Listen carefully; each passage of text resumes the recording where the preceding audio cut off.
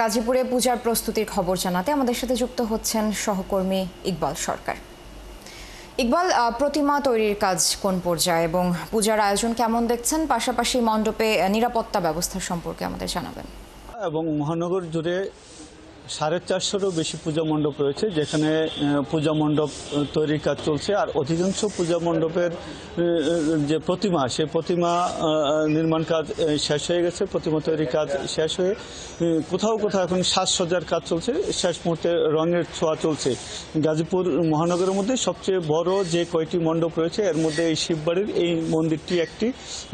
এই মণ্ডপের কাজ আপনি দেখছেন যে শেষ হয়ে গেছে, কোনো কিছুই বাকি নেই প্রতিমা তৈরির কাজ। এখন বাইরে যে আনুষাঙ্গিকতা রয়েছে, অর্থাৎ যেখানে প্যান্ডেল হবে, সাংস্কৃতিক অনুষ্ঠান হবে, পূজা পার্বণের পাশাপাশি যে নানা ধরনের আনুষ্ঠানিকতা আছে, তার জন্য এখন প্রস্তুতি চলছে। গেটও তৈরি শেষ হয়ে গেছে।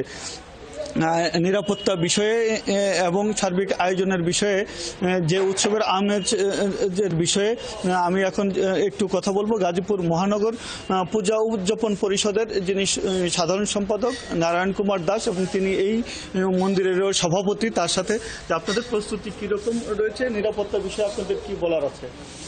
শারদীয় শুভেচ্ছা সবাইকে। এবার মা দুর্গা গজে আগমন, দোলায় বিদায় নেবেন।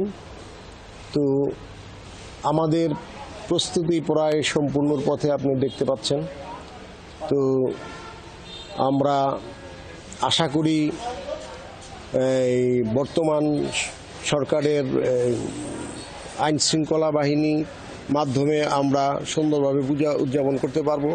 কিন্তু আমাদের গত কয়েকদিন পূর্বে কাশিমপুরে একটা প্রতিমা দুষ্কৃতিকারীরা ভেঙে ফেলে।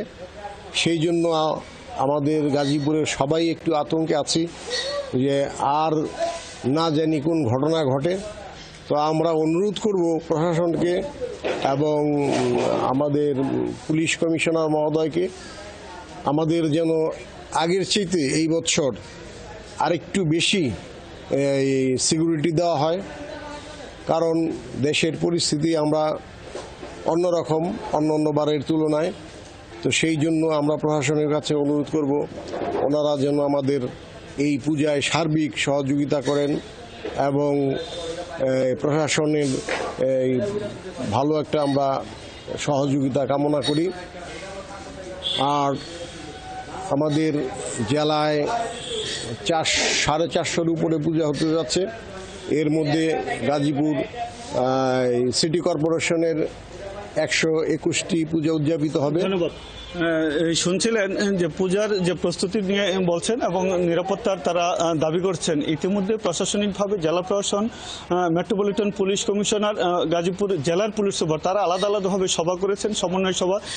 বিভিন্ন শ্রেণী পেশার লোকজনের সাথে শুধুমাত্র যে হিন্দু সম্প্রদায়ের নেতৃবৃন্দ রয়েছেন তাই নয়, মুসলিম সম্প্রদায়েরও যে বিভিন্ন ধরনের প্রতিনিধি রয়েছেন, তাদের নিয়েও সমন্বয় সভা করেছেন। আইন শৃঙ্খলা পরিস্থিতি যাতে স্বাভাবিক থাকে, নির্বিঘ্নে আনন্দে উৎসবের সাথে যাতে পূজা শেষ হয়, সেই জন্য নানা ধরনের প্রস্তুতি রয়েছে। মোবাইল টিম থাকবে, প্রত্যেকটা মন্দিরে সিসি ক্যামেরা থাকবে, তারপরে সার্বক্ষণিকভাবে নিরাপত্তা কর্মী থাকবে, স্বেচ্ছাসেবক টিম থাকবে। এভাবে শান্তিপূর্ণভাবে এই পূজা শেষ হবে বলে সবাই আশা করছেন।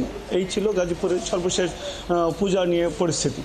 ইকবাল, ধন্যবাদ যুক্ত হওয়ার জন্য। দর্শক, গাজীপুরে পূজা প্রস্তুতির খবর জানাচ্ছিলেন সহকর্মী ইকবাল সরকার।